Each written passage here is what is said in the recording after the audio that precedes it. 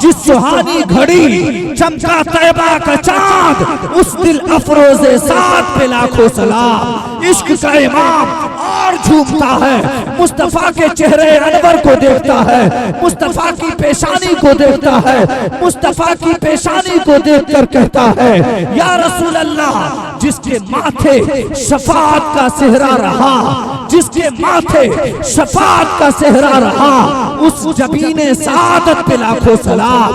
बरेली का इमाम अपने रसूल के ज़बाने अक़दस की तर्जमानी करता है, पुकार उठता है या रसूल अल्लाह, अपने रसूल के लबे मुबारक की तर्जमानी करता है तो कहता है या रसूल अल्लाह, पतली पतली गुले कुद्स की पत्तियां, पतली पतली गुले कुद्स की पत्तियां, उन लबों की नज़ाकत पे लाखों सलाम। बरेली का इमाम जब अपने रसूल के दस्ते नबुव्वत की तारीफ करता है, पुकार उठता है या रसूल अल्लाह, हाथ जिस्म टूटा गनी कर दिया, हाथ जिस्म टूटा गनी कर दिया, मौजे बहरे समाहत पे लाखों सलाम। इश्क का इमाम जब अपने रसूल की समाअत का जिक्र करता है, पुकार उठता है या रसूल अल्लाह, दूर नजदीक के सुनने वाले वो कान, काने लाले करामत पे लाखों सलाम। यही तक बस नहीं, इश्क का इमाम जब अपने रसूल की तारीफ पे उतर जाता है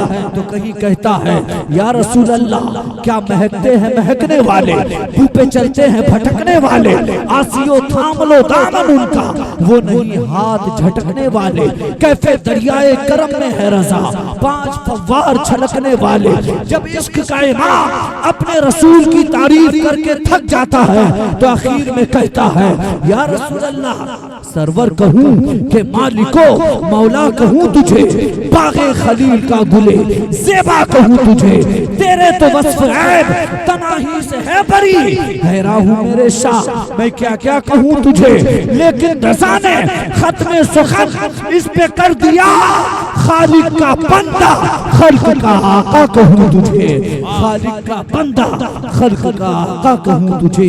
उसी रसूल की बारगाह में एक बार दुरूद शरीफ पढ़ें, अल्लाहुम्मा सल्ली अला सल्लल्लाहु अलैहि नबी सय्यदना व मौलाना मुहम्मदिन मादनिल जूद वल करम व आलिहि व बारिक व सल्लिम, सल्लु अलैहि सलातु व सलामुन अलैका या रसूल अल्लाह सल्लल्लाहु तआला अलैहि वसल्लम। काफी देर से आप हजरात नातो मनक़बत समात आपने फरमाया और हिंदुस्तान का अजीम शायरे अहले सुन्नत हजरत शौकीन नवाज शौक फरीदी, मोहताज तारुफ नहीं, आपने नकीब साहब के जरिए समात किया है कि हिंदुस्तान ही नहीं दूसरे मुल्क में भी इनके कलाम पढ़े जाते हैं।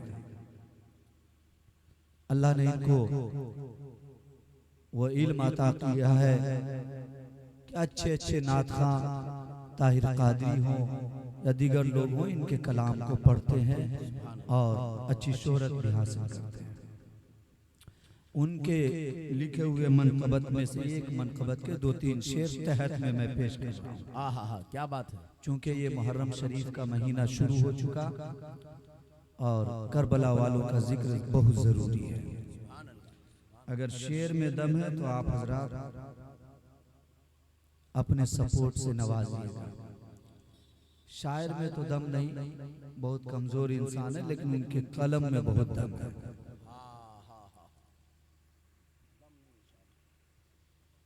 खाके करबल पर अली का लाडला सजदे में है, अल्लाह अल्लाह अल्लाह। खाके करबल पर अली का लाडला लाडला सजदे में है, नौजवानाने जना का बादशाह सजदे में है। हाय हाय हाय, वाह वाह वाह। खाके करबल पर अली का, खाके करबल पर अली का लाडला सजदे में है। और ये बहुत ही बेहतरीन शेर, बेखतर दीने नबी पर घर लुटाकर देखिए, बेखतर दीने नबी पर घर लुटाकर देखिए, फातिमा का लाडला बेटा पड़ा सजदे में है, फातिमा का लाडला बेटा पड़ा सजदे में है।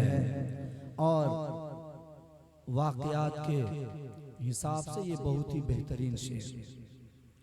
जो कभी था आपके कांधे पे बैठा या नबी, जो कभी था आपके कांधे पे बैठा या नबी, करबला में आपका वो लाडला सजदे में है। करबला में आपका वो लाडला सजदे में है।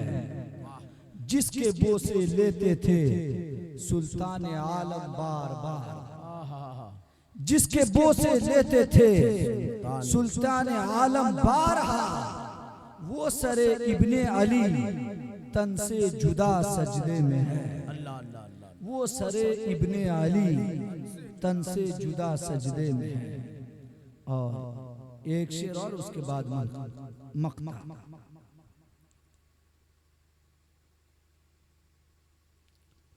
बंदगी के वास्ते कुर्बान करके जिंदगी, बंदगी के वास्ते कुर्बान करके जिंदगी, उम्मते खैरुल वरा का पेशवा सजदे में है। हाय हाय हाय। जिसका ए शौक़े फरीदी दीन पर एहसान है। क्या बात है। जिसका ए शौक़े फरीदी दीन पर एहसान है, हाँ वही चश्माने ज़हरा की ज़िया सजदे में है। एक मर्तबा दुरूद शरीफ पढ़ें। अल्लाहुम्मा सल्ली अला सय्यिदना व मौलाना मुहम्मद मादनिल जूद वल करम व आलिहि व बारिक व सल्लिम सल्लु अलैहि सलातु व सलाम अलैका या रसूलल्लाह सल्लल्लाहु तआला अलैहि वसल्लम। उर्से रहीमी में आप तशरीफ फरमा हैं। हमारे खतीब साहब ने अच्छे अच्छे पैगाम आपको पेश किया, आपने समाअत किया। खतीब साहब से पहले हजरत अल्लामा अब्दुल खालिक साहब का बयान बहुत ही कीमती हुआ। आपने उसे भी समाअत किया, उस पर अमल करने की कोशिश की। और उर्स की महफिल में आए तो कुछ पैगाम आप लेकर के जाए। अल्लाह वालों के करीब जब इंसान आ जाता है, इंसान की नीयत अगर साफ हो, अल्लाह वाले राजी हो जाए तो खुदा राजी हो जाता है। इसलिए जब भी अल्लाह के वली के बारगाह में आए तो नीयत साफ करके आए और खुद आप आए। औरतों को लेकर के मत आए, खुद आप आए। औरतों को घर में रखने की चीज है। अभी इब्राहिम चतुर्वेदी साहब ने कहा औरतों को घर में रखिए, कुछ भी जरूरत हो आप अपनी नमाजों की पाबंदी करने के बाद अल्लाह के वली के आस्थाने पे हाजिर कीजिए, तब जाकर के आपकी दुआ भी कबूल होगी और आप कामयाब भी हो जाएंगे। वरना ये दुनिया और ये दुनिया के लोग आपको कुछ देने वाले नहीं और ना आपकी तारीफ करने वाले। आप जिंदगी भर यही सोचते हैं कि लोग हमें क्या कहेंगे, ऐसा करेंगे तो क्या कहेंगे। लोग कुछ नहीं कहेंगे, आपके मरने का इंतजार करते हैं। जैसे आप मरेंगे लोग आपको मरहूम घोषित करेंगे और फिर अपने काम में लग जाएंगे। इसलिए जो सही है वही कीजिए, दुनिया चाहे जो कहे उसकी परवाह न कीजिए। इतना आप ख्याल रखें कि आप ऐसा काम कीजिए कि आपके उस काम से अल्लाह भी खुश हो, अल्लाह का रसूल खुश हो। बाकी दुनिया आपको क्या कहे उस पे तवज्जो देने की जरूरत नहीं है। अगर कोई इंतकाल होता है, आप मैयत में जाते हैं और सबको मरना है। अल्लाह ने कुरान में फरमाया कुल्लु नफ्सिन ज़ाइक़तुल मौत, हर इंसान को मरना है। आप जनाजे में जाते हैं, मिट्टी देते हैं तो आप क्या पढ़ते हैं? मिनहा खलक़नाकुम व फीहा नुईदुकुम व मिनहा नुखरिजुकुम तारतन उखरा। इसमें आपके लिए एक पैगाम है। सवाल असल ये है कि हमारी मुस्लिम कम्युनिटी आज पूरे हिंदुस्तान में जो इस कदर जलील हो रही है और इसका कोई सहारा नहीं है, इनको इस जलालत से बचाने के लिए और इनके सपोर्ट करने के लिए इस दौर में कौन सा तरीका अपनाना चाहिए? क्या ये कौम ऐसे ही बर्बाद होती रहे? क्या ये कौम ऐसे ही तबाह होती रहे और इस कौम के फेवर में बोलने के लिए कोई एक मजबूत इंसान भी तैयार नहीं? आपके फेवर में बोलने के लिए कोई खड़ा होने वाला नहीं है। अगर आप अपने आप को बचाना चाहते हैं तो आज उर्स की तकरीब से, मिंबर रसूल से आपको एक पैगाम देता हूँ, सुनिए। आप अपने आप को कामयाब करना चाहते हैं, तरक्की याफ्ता होना चाहते हैं, अपने आप को बावकार बनाना चाहते हैं, आप अगर चाहते हैं कि आप दुनिया में भी कामयाब हो, आखिरत में और कब्र में भी कामयाब हो, तो सबसे पहले आपको भी इल्म दीन सीखना होगा और उससे जरूरी है कि अपने बच्चों को दीनी तालीम से आरास्ता करें। आप बच्चों को तालीम दीजिए। जब आपका बच्चा पढ़ेगा तभी आपका बच्चा आपके सपोर्ट में खड़ा। आज ये मुस्लिम कम्युनिटी तालीम से दूर। आज आपकी शिकायत होती है हमारे बच्चों को सरकारी नौकरी नहीं मिली। ऐसी तालीम दीजिए कि सरकारी नौकरी उसे मिले नहीं, वो दूसरे से छीन करके हासिल करे। 1 साल 2 साल कबल आपने देखा होगा, आप इसी समस्तीपुर में पोस्ट में थे मौलाना शाहिद रज़ा मिसबाही, आलिम दीन भी थे और असली तालीम से भी आरास्ता थे।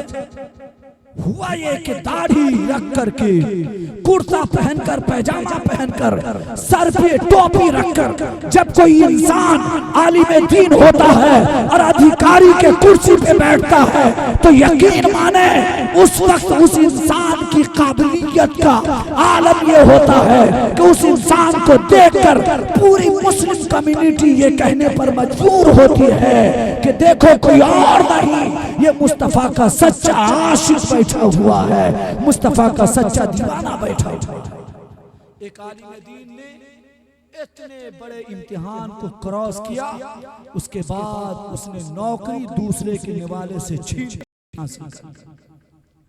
आज हम अपने बच्चों को तालीम देते और दूसरे पे सहारा बना करके बैठे हुए। फला साहब सपोर्ट करेंगे, फला साहब मेरा साथ देंगे। कोई साहब साथ देने वाले नहीं है। ये दुनिया है, यहाँ तो साथ देने वाले नहीं है। इस दुनिया में 2-3 लोग ही साथ देते हैं। नंबर 1 जो वक्त का दलाल होगा वो साथ देगा आपका। नंबर 2 वो इंसान होगा जो एक दूसरे के साथ हेरा फेरी करेगा। नंबर 3 वो इंसान होगा जो आपसे हसद रखेगा तभी आपका साथ देगा, ताकि आपको बर्बाद कर सके। बात कहीं और चली जाएगी। कामयाबी चाहते इल्म के करीब आइए, तरक्की चाहते इल्म हासिल कीजिए, अपने आप को बावकार देखना चाहते इल्म हासिल कीजिए। जब इल्म होगा तो माँ बाप के आदाब को समझेंगे, जब इल्म होगा पड़ोसियों के हुकूक समझेंगे, जब इल्म होगा तो आप ये समझेंगे कि आपको दुनिया में आने का मकसद क्या है और दुनिया से जाने के बाद आपको कैसे कैसे इम्तिहान। आप लोगों को मिट्टी देने जाते हैं, क्या पढ़ते हैं? मिनहा खलकनाकुम व फीहा नुईदुकुम व मिनहा नुखरिजुकुम तारतन उखरा। इसी मिट्टी से तुम्हें पैदा किया, इसी मिट्टी में डाला जा रहा है, फिर क़यामत के दिन इसी मिट्टी से निकाल। इतना तो आपको इल्म होगा ना। अब आप समझिए, जब क़यामत कायम होगी और पूरी दुनिया के लोग दुनिया से चल बसेंगे, मैदान महशर कायम होगा, पुल सिरात के करीब जब सब लोगों को ले जाया जाएगा। जरा गौर से सुनिएगा, चैनल वाले भी इसे रिकॉर्ड करें, रिकॉर्ड गौर से सुनिए, तकरीर आपने बहुत सुनी है। जब सब लोग पुल सिरात के करीब पहुंचेंगे तमाम अंबिया की जमात होगी। आदम भी होंगे, मूसा भी होंगे, ईसा भी होंगे, नूह भी होंगे, जकरिया भी होंगे, इदरीस भी होंगे, जुल्किफ्ल भी होंगे, हजरत यहया भी होंगे, शुएब भी होंगे, हमारे मोहम्मद अरबी भी होंगे। तमाम अंबिया की जमात वहाँ मौजूद होंगी, तमाम औलिया की जमात होंगी, दुनिया के तमाम लोग मौजूद होंगे। जब से दुनिया कायम हुई तब से लेकर के कयामत तक के तमाम लोग जमा होंगे। उस वक्त परवरदिगार आलम फरिश्तों से कहेगा, ऐ मेरे फरिश्तों, इन लोगों को रोको, इनसे मुझे आज कुछ सवाल करना है, इससे आज कुछ पूछना है। आप लोग जाग रहे हैं ना कि तकरीर खत्म किया जाए। अल्लाह फरमाएगा फरिश्तों से, इसे रोको, इससे आज मुझे कुछ पूछना है। अब सवाल करने वाली जात रब्बे जुल जलाल की होगी। वहां कोई दलाली नहीं चलेगा, वहां कोई लफाजी नहीं चलेंगी, वहां झूठ आपके नहीं चलेंगे, वहां आपका कोई सपोर्ट करने वाला नहीं होगा, कोई आपको आगे बढ़ाने वाला नहीं होगा। पूछने वाली जात अल्लाह की होगी और जवाब हमें और आपको देना है। अब आका फरमाते हैं, आमना का लाल कहता है, मुस्तफा करीम फरमाता है, मुस्तफा करीम फरमाते हैं, ऐ लोगों सुनो सुनो, जब रब्बे जुल जलाल उस पुल से रात के करीब सवाल करेगा, लोगों की हालत ये होगी कि लोग एक कदम आगे बढ़ाना तो दूर, इंसान अपनी जगह से हिल भी नहीं सकेगा, हिल भी नहीं सकता। आज दुनिया की अदालत में आप क्या करते हैं? लीजिए ना 400 तारीख 2 महीना आगे बढ़ा, आका फरमाते हैं हिल भी नहीं सकते। अल्लाह फरमाता है इसे रोको, इससे सवाल करना है। अरे जिसने आंख दिया, नाक दिया, जिस्म दिया, दौलतें दी, औलाद दी, इज्जत दी, शोहरत दी, इल्म दिया, हर चीज से नवाजा, वो रब्बे जुल जलाल का इतना हक तो बनता ही है कि आपसे सवाल करे। पुल सिरात के करीब आपको रोक करके सवाल किया जाएगा, हर आदमी को रोक रोक कर सवाल किया जाएगा, एक एक इंसान को रोक करके। वहां पे आपसे 5 सवाल होंगे। कितना? जल्दी बोलिए। 5 सवाल, 5 सवाल किया जाएगा आपसे और उस 5 सवाल के आपको जवाब देना है। 5 सवाल की तैयारी करके जाइए दुनिया से। जब तक 5 सवाल के तैयारी में और उसके जवाब में आप कामयाब ना हो जाते हैं, तब तक आप ये समझिए कि आपको मरना नहीं है। 5 सवाल का जवाब ढूंढिए। वो 5 सवाल क्या होगा? पहला सवाल अल्लाह आपको रोक करके पूछेगा, ऐ मेरे बंदे ये तो बताओ तूने अपनी जिंदगी कहां गुजारी? आपका जहन करीब है ना? पहला सवाल क्या होगा? जिंदगी कहां गुजारी? 60 साल दिया, 80 साल दिया, 90 साल दिया, बर्थडे पे बर्थडे मनाता रहा, ये तो बता अपनी जिंदगी कहां गुजारी? आप क्या जवाब देंगे? एक दूसरे को लड़ाने में गुजार दी, लोगों के मालों पे कब्जा करने में गुजार दी, लोगों के साथ सुलह करने में गुजार दी, लोगों को नाहक कत्ल करने में गुजार दी। पहला सवाल होगा तूने अपनी जिंदगी कहां गुजारी? इसका जवाब है आपके पास? नहीं है। दूसरा सवाल अल्लाह करेगा, तूने अपनी जवानी कहां गुजारी? अच्छा, पहले सवाल में जवानी का भी जिक्र हो गया, फिर रब्बे जुल जलाल मुकर्रर तरीके पर, मुकर्रर तौर पर जवानी का जिक्र क्यों करता है? वो इसलिए कि इंसान जब जवान होता है तो उसके खून गर्म होते हैं, वो अपने ताकत के बलबूते पर, कुव्वत पर, वो इंसान अपने पैसे के बलबूते पर जवानी में न जाने कितने गरीब पे जुल्म करता है, कितने कमजोर को सताता है, कितने लाचार और कितने नादार के ऊपर जुल्म करता है। इसलिए मेरे दोस्तों, जवानी के मुतालिक अल्लाह आपसे इसलिए पूछेगा कि जब पूरी दुनिया सो जाती है, एक नौजवान रात की तारीकी में अपने बिस्तर से उठता है, धीरे से वुजू करता है, रब की रहमत मुस्कुराती है, मुसल्ले बिछाता है, रब की रहमत मुस्कुराती है, अब नियत करता है, रब की रहमत मुस्कुराती है। जैसे वो नौजवान सजदे में जाता है, रब की रहमत इतना उससे राजी होती है कि वो इंसान के मर्तबे को जमीन के पस्ती से उठाकर आसमान के बुलंदी की तरफ उस इंसान के मर्तबा को बुलंद फरमा देता है। दूसरा सवाल होगा, जवानी कहाँ गुजारी। तीसरा सवाल अल्लाह करेगा, तूने माल कहां से जमा किया, माल कहां से इकट्ठा किया। सब लोग सुन रहे हैं, माल कहां से जमा किया। अच्छा नकीब साहब, इस सवाल में अच्छे अच्छे पीर साहब भी फंसेंगे, अच्छे अच्छे मुकर्रिर भी फंसेंगे, और अच्छे अच्छे नाम नहाद पेशावर नातखा और पेशावर मुकर्रिरीन भी फंसेंगे। और इस सवाल में पेशावर डॉक्टर भी फंसेंगे, इंजीनियर भी फंसेंगे, और इस सवाल में अच्छे अच्छे पेशावर वकील भी फंसेंगे। जब अल्लाह पूछेगा माल कहां से जमा किया, अब वकील कहेगा दोनों ग्रुप को लड़वा कर दोनों से माल जमा करके इकट्ठा किया था। परवरदिगार आलम फरमाएगा किनारे हो जा, तेरा भी इलाज है। डॉक्टर से पूछेगा, इल्म दिया था, डॉक्टर बना था, पेट के इलाज के लिए आया, कहीं ऐसा तो नहीं कि 10 रुपए वाला इलाज के लिए तूने ऑपरेशन करके 5 लाख उससे खींच लिया। तू भी किनारे हो, तेरा भी इलाज हो। इंजीनियर साहब की बारी आएगी, अल्लाह पूछेगा माल कहां से जमा किया। इंजीनियर साहब क्या जवाब देंगे, जो फर्स्ट इंजीनियर है इस दौर के। अल्लाह पूछेगा ऐसा तो नहीं है कि जिस रोड को पास करने के लिए 1 करोड़ रुपया पास हुआ था, 50 लाख का काम करवाया, 50 जेब में रखा, किनारे हो जा, तेरा भी इंतजाम है।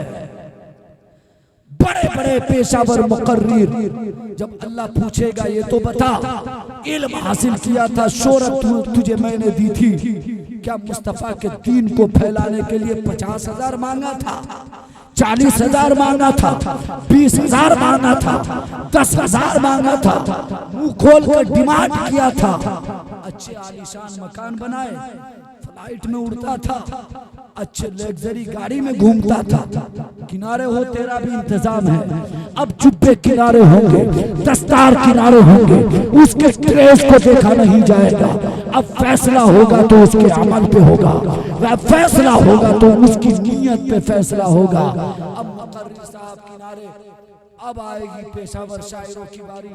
अल्लाह पूछेगा मुस्तफ़ा के दीन को फैलाने के लिए, नाते रसूल गुनगुनाने के लिए 50,000 मांगा था। पेशावर शायर साहब क्या जवाब देंगे? हाँ, हमने जलसा वालों से कहा था कितना दोगे, पटना एयरपोर्ट से रिसीव करोगे या नहीं करोगे, समस्तीपुर में 4 स्टार होटल में ठहराओगे या नहीं। अल्लाह फरमाएगा ये तेरी टोपी, ये तेरा ड्रेस किनारे, तू भी साइड में हो, तेरा भी इंतजाम रखा। आम पब्लिक से पूछा जाएगा तूने माल कहां से जमा किया। अल्लाह ने शोहरत दिया था, अल्लाह ने माल दिया था, शोहरत दिया था, इज्जत दिया था, ताकत दिया था, तो कहीं ऐसा तो नहीं है कि उस ताकत के बलबूते पर तूने गरीब की जमीन को दबा लिया था और उसी पैसे से माल जमा किया। ऐसा तो नहीं है कि यतीम के माल पे कब्जा किया। ऐसा तो नहीं है कि किसी मस्जिद का सदर बना और मस्जिद के माल को हड़प लिया। आज तो इस दौर में ये आम बात बन चुकी है। इल्ला माशाअल्लाह बहुत लोग अच्छे हैं, लेकिन 99% पूरे जिम्मेदारी के साथ पूरे हिंदुस्तान में घूम करके मैं बोल रहा हूँ, मस्जिद कमेटी का सदर सेक्रेटरी की हालत ये है कि मस्जिद के माल से अपने जेबों को ऐसे लोग भरते हैं और माल इकट्ठा करते हैं। और जब मस्जिद का सदर और सेक्रेटरी इतना बड़ा जालिम हो जाए तो यकीन माने मस्जिद के इमाम को वो जीने नहीं देते।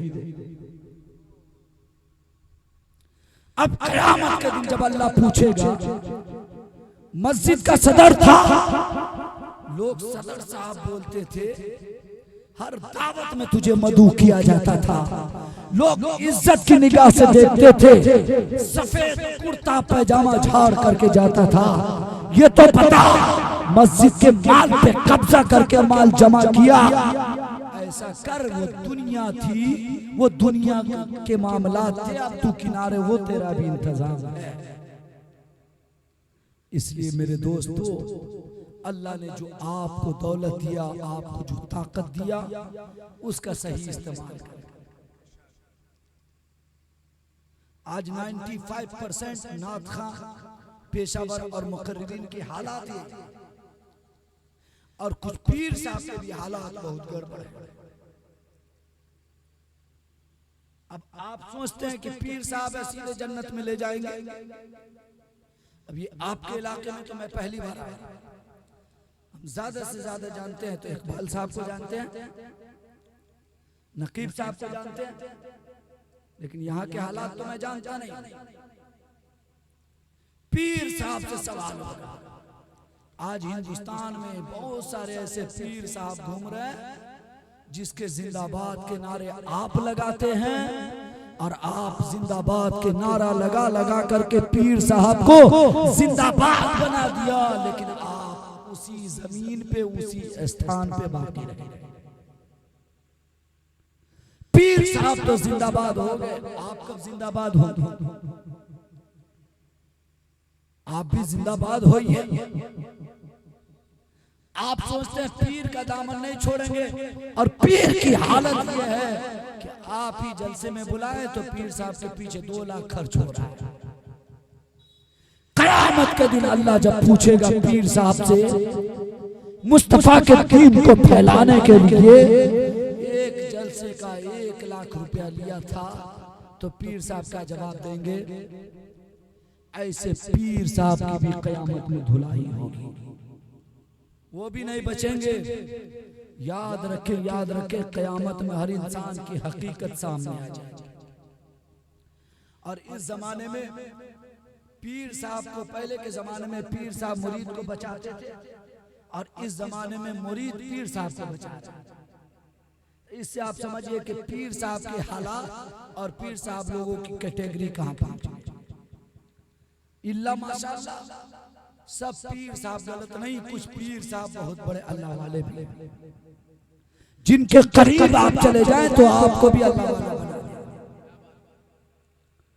लेकिन बहुत सारे पीर साहब ऐसे हैं जो आपको चट से मुरीद किया और सीधे जन्नत का टिकट दे दिया। क़यामत के दिन आप तो जन्नत में चले जाएंगे, लेकिन पीर साहब फंस। अब पीर साहब कहेंगे मुरीद से, मुझे पहचानते हो, मुझे भी लेते चलो। मुरीद कहेगा, हजरत आप ही तो हमें जन्नती बनाया, आप कैसे पीछे रह गए? अल्लाह पूछेगा पीर साहब से, दुनिया में क्या करके आया? अब पीर साहब से जवाब देते देते थक जाएगा। ये 3 सवाल हुआ, माल कहां से जमा किया। चौथा सवाल ये होगा, माल खर्च कहां किया।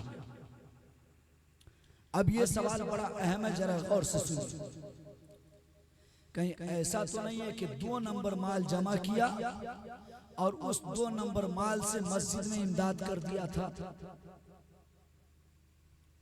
कहीं ऐसा तो नहीं है कि 2 नंबर किसी का नाहक माल जब्त करके उसी माल से मदरसा बनवा दिया था?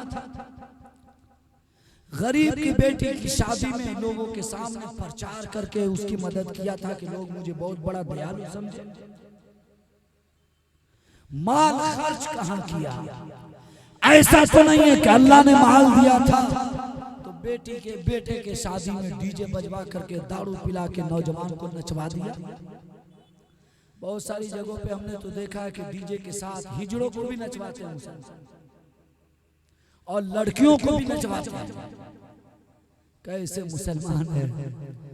गालिब ने इसीलिए कहा था ना, ये बड़े अफसोस की बात है, गालिब ने अपने जबान में कह दिया था कि अफसोस होता है इस कौम पर कि ये कौम दिखाने के लिए मुसलमान तो है, हकीकत में ये मुस्लिम है भी या नहीं है। यही मुसलमान अपने मुसलमान भाई को तकलीफ पहुंचाने में जर्रा बराबर भी झिझक महसूस नहीं करता है। चौथा सवाल अल्लाह करेगा, माल खर्च कहां किया।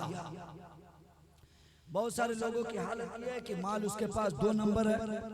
जब बेटी की शादी करेगा तो लड़का वालों को जानबूझ करके 10 लाख दहेज दे ताकि पूरा गांव कहे कि बहुत बड़ा सखी और देने वाला इंसान है। और उसके देने की वजह से गरीब घर के बच्चियों की शादी नहीं हो पाती और जहेज जैसी लानत अवाम में मुआशरे में पनपने लगती है। और गरीब की बेटी की शादी वक्त पे नहीं होने की वजह से गरीब की बेटी गैरों के साथ भाग करके शादी करने पर, माँ बाप की इज्जत पामाल करने पर मजबूर हो जाती है। इसलिए कि शादी को हमने महंगी किया। गरीब की बेटी अपने बाप के पोजीशन को समझती है। वो ये समझती है कि इस दौर में शादी महंगी, मेरे बाप के पास इतने औकात नहीं कि शादी करवाए। वो लड़की जवान होती है और धीरे धीरे मोबाइल का दौर, फितना में फंसकर वो गैरों के साथ भाग करके माँ बाप की इज्जत को बेच देती है। उसका जिम्मेदार कौन है? ये मुसलमान। उसके जिम्मेदार हम और आप। अल्लाह आपसे चौथा सवाल करेगा, माल कहां खर्च किया। अल्लाह ने दिया तो सही जगह पे खर्च कीजिए और नहीं दिया तो सब्र करते रहिए, अल्लाह जरूर सब्र का आपको बदला देने वाला है। पांचवा सवाल अल्लाह करेगा कि हमने जो तुम्हें इल्म दिया था उस पे अमल कितना किया और आवाम को उससे फायदा कितना पहुंचाया।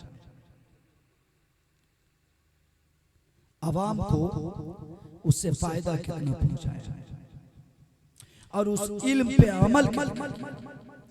पूरे समस्तीपुर जिला में एक भी ऐसा मुस्लिम डॉक्टर आप दिखा दें जो इल्म हासिल करके डॉक्टर बना हो और गरीब लोगों की, चाहे वो मुसलमान हो या गैर मुस्लिम, गरीब मरीज का फ्री में इलाज करता हो है।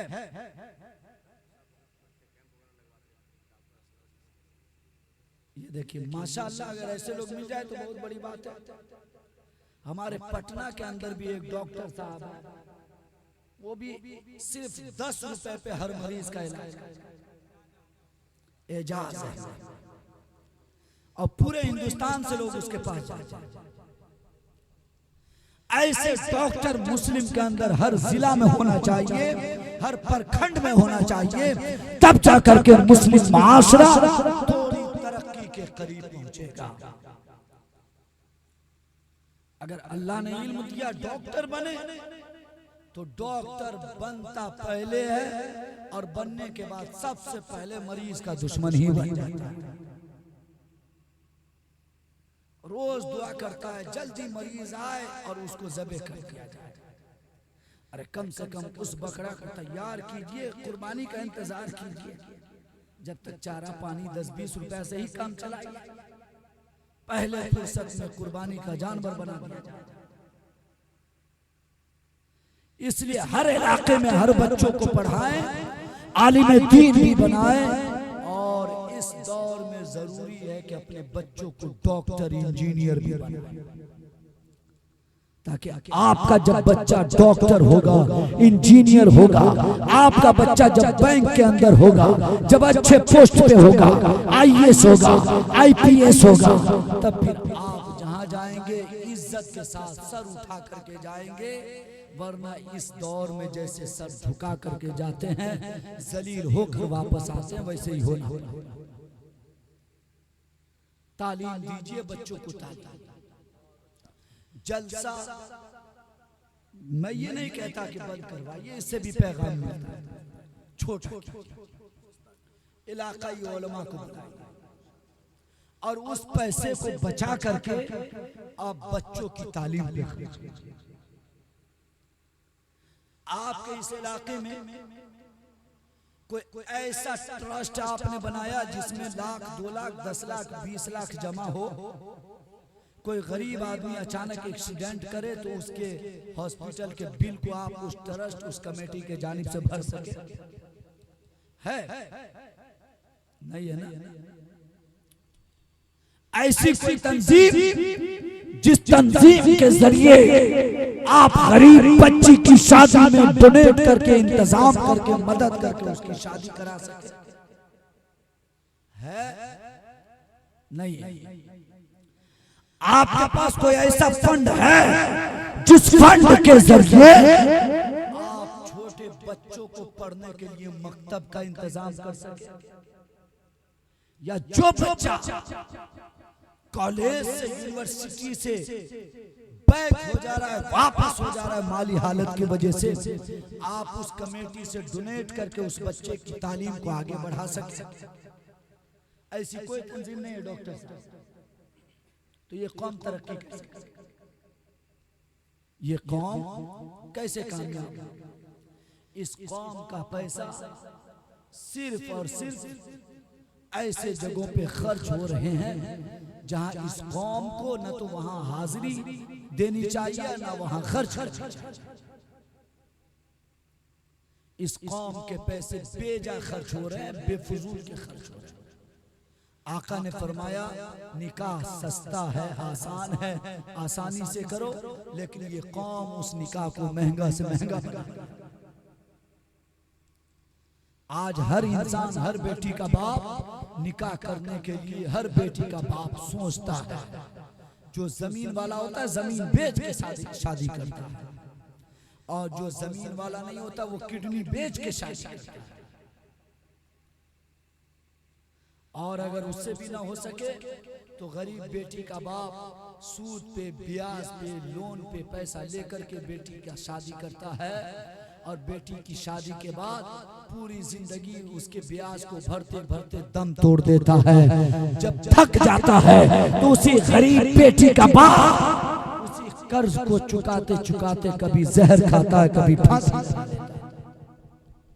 अब आप बताइए कि शादी सुन्नत रसूल, उस सुन्नत रसूल को अदा करने के लिए एक इंसान की जान चली जाती है। उस शादी को महंगी हमने किया और हमारे पास कोई इंतजाम भी नहीं, कोई फंड ही नहीं। जरूरी नहीं है कि 20,000 के शेरवानी पहने तभी निकाह हो, 2 लाख का पिंडाल लगे तब निकाह हो। अरे शादी देखना है मौला अली की देखो, सैयदा खातून जन्नत की देखो, हसनैन के वालिदैन की देखो। शादी देखनी है तो आप जाए मुस्तफा के बेटी की शादी देखें। शादी देखना है तो आप जाए फातिह खैबर की शादी देखें, दामाद पैगंबर की शादी देखें, मौला अली की शादी देखें, इबरत हासिल करें। अपने बच्चे और बच्चियों की शादी का इंतजाम आपके पास हैसियत नहीं, पिंडाल में न करें, मस्जिद में जाए शादी करें, शादी भी अदा होगी, सुन्नत रसूल भी अदा हो जाएगी। लेकिन आज हमारा तरीका ये बना हुआ है कि शादी के मौके से बेजा खर्च करके, बेफजूल के रसूम में खर्च करके अपने आप को बर्बाद करते हैं। उसी पैसे को बचा करके आप ट्रस्ट बनाकर जमा कीजिए और गरीब लोगों की तालीम पे खर्च कीजिए। आज ये पूरे मजमा में 10 लोग ऐसे हो जो खड़े होकर के हमें बता दे कि गुस्ल करने का तरीका क्या है, गुस्ल के फराइज क्या है कोई? ये हाल है इस कौम की। एक तरफ ये कौम अभी मुहर्रमुल हराम में कहेंगी हुसैन का दामन हम नहीं छोड़ेंगे, अली का दामन हम नहीं छोड़ेंगे, करबला दूर है जाना जरूर है, मुस्तफा की जान पे हमारी जान कुर्बान है। और अफसोस तरीके मुस्तफा को ये कौम भूला बैठी, छोड़ बैठी। फराइज़ गुस्ल नहीं मालूम, मतलब आज तक पाक ही नहीं हो पाए, और हफ्ता में सिर्फ जुमा पढ़ना, वो भी पाक होकर नहीं पढ़े, तो वो जुमा भी आपके मुकम्मल नहीं हुए। इसलिए अपने आप को पहले आलिमों के करीब कीजिए, तालीम लीजिए, तालीम हासिल कीजिए। तालीम हासिल करने के बाद अपनी जिंदगी को संवारिए, इस्लाम के जो कानून है उस पे अमल कीजिए, और इस्लाम के खिलाफ जो कानून है, दुनिया चाहे जो कहे, इलाका के लोग चाहे जो कहे, मोहल्ला के लोग चाहे जो कहे, उसकी परवाह न कीजिए। आप वही कीजिए जो मुस्तफ़ा ने कहा है, वही कीजिए जो मुस्तफ़ा ने हुक्म दिया है, और उस काम से अपने आप को रोक दीजिए जिससे मदीने वाले ने रोक दिया। इसलिए आपसे गुजारिश है कि अपने आप को संभाल लीजिए, समझा लीजिए, और ये जो 5 सवाल अल्लाह आपसे पूछेगा इसकी तैयारी करके मरिए, तब जाकर के आपकी जिंदगी में इनकलाब आएगा। आप यहाँ भी कामयाब रहेंगे, कब्र में भी कामयाब रहेंगे, और हश्र में भी आप कामयाब हो सकेंगे, तब जाकर के आप जन्नत में पहुंचेंगे। वरना एक बात मैं जाते जाते बोल देता हूं, नोट कर लीजिएगा, कोई भी पीर साहब सीधे धड़ल्ले से आपको जन्नत में लेकर के जाने वाला नहीं है।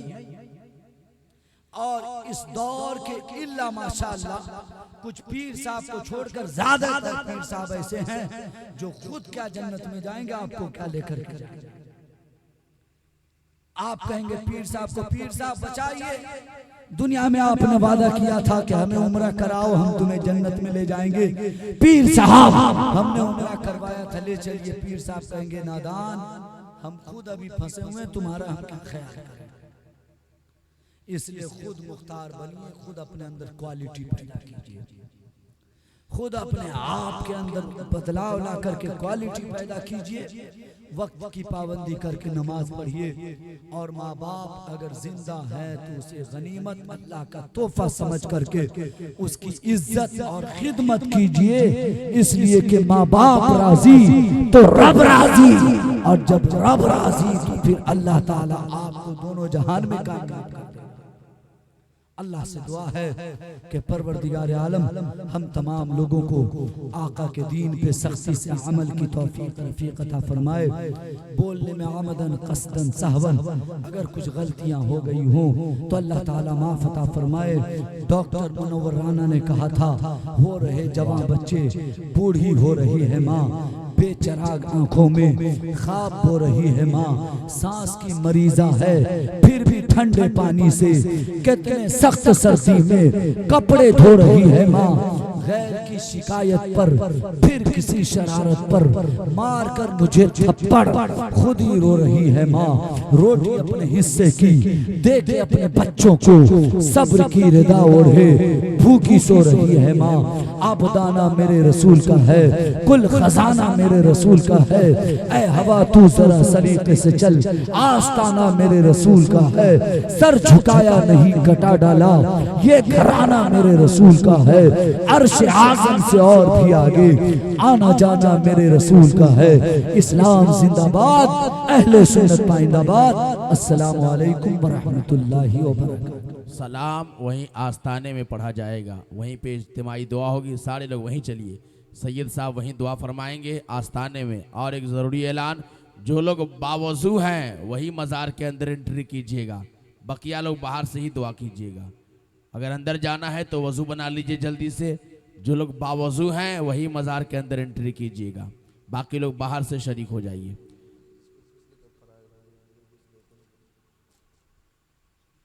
और सही साहब के बिला वहाँ पहुँच रहे हैं, वहाँ पे सलाम पढ़ा जाएगा, फिर इंशाअल्लाह इज्तिमाई दुआ होगी वहीं आस्ताने पे मज़ार शरीफ पे। सब लोग चलें, वहीं चलें। सारे लोगों से गुजारिश है जमा हो जाएं मज़ार शरीफ के पास, आस्ताने के पास। जिनका वज़ू नहीं है वज़ू कीजिए। जो लोग अंदर स्पेशल जा रहे हैं ख़ास तौर पे, उनका लाजमी तौर पे बावज़ू होना ज़रूरी है।